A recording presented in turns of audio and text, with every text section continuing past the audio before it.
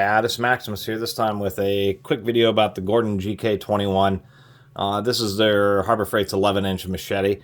This is also the same as the Gerber, and that's actually what caught my eye. The Gerber Gator Jr. is the very same blade, just for a few dollars more. Actually, the Gerber Jr. goes for about 25 bucks. What I mean? This is what I mean. Here's the Gerber Gator Jr. It tends to go for around 25, although it's 22 on their website, but you have to pay shipping. See, the very exact same blade. So you might as well get the Harbor Freight one because it's a couple dollars cheaper. And if you get one that's really harfy or has a defect, like this one, you can see has a grinding defect right there. It is overground on one side, so this edge at the very tip is very thin. Probably going to break off. It does have a saw on the back. They did offset the teeth, but it's just stamped teeth. I mean, this is a horrid excuse for a saw. I shouldn't be able to run my hand that forcefully against the saw blade and actually expect it to be able to cut anything.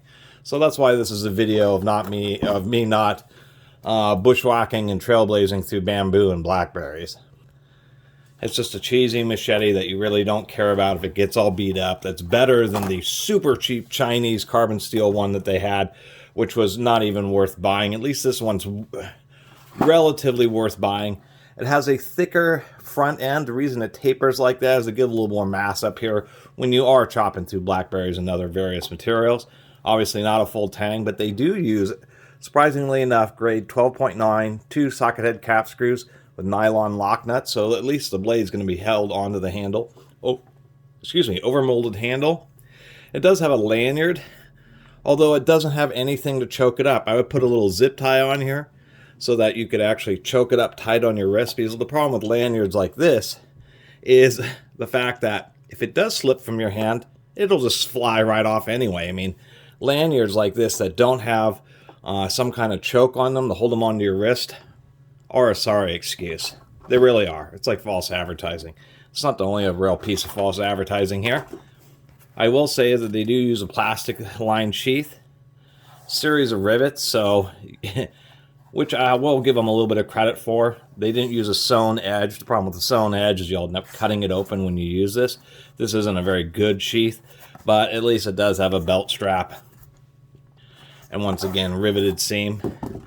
The real big piece of false advertising is this 11¼ blade, and they do advertise 13 or 5CR13 MOV, so it is a little bit better grade of stainless steel. What's even hilarious about this, I can't even get it in the camera because this package is so big, stainless steel blade and handle construction, and this kind of looks like a plastic handle to me. It doesn't seem like a stainless steel handle, and these are high-grade alloy steel socket head cap screws.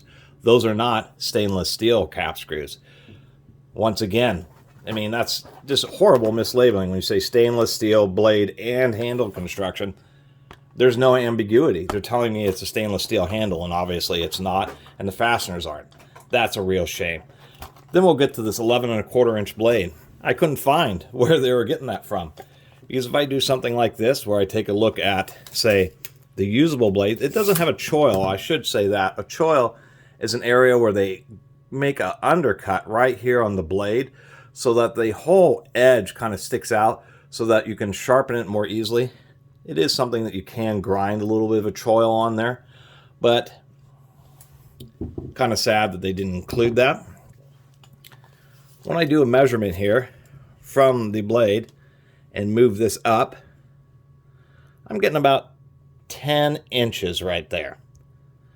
The only place I can really find where they say 11¼ inches is if right from the area where it curves way back into the handle here.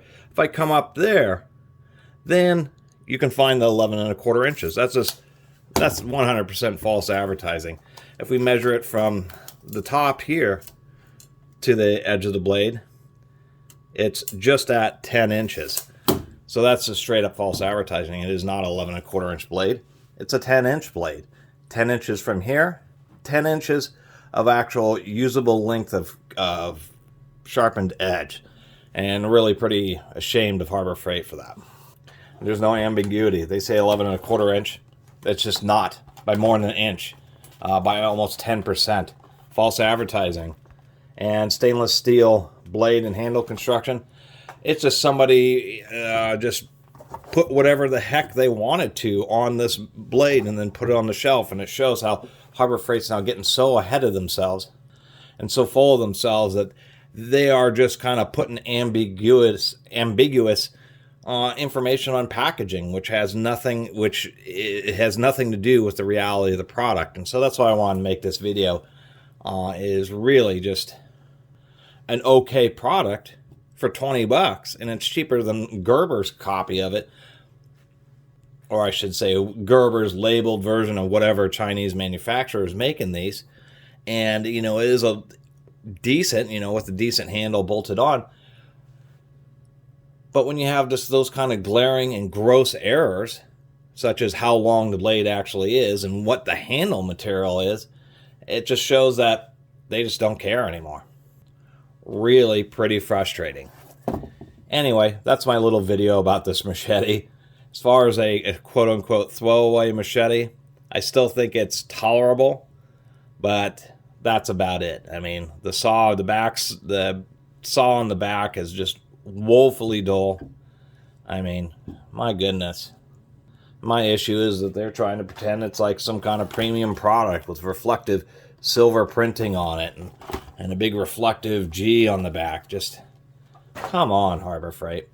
Anyway, I really appreciate everybody who's been watching and subscribing. And if you haven't subscribed, please do. Till next time, Catus Maximus out.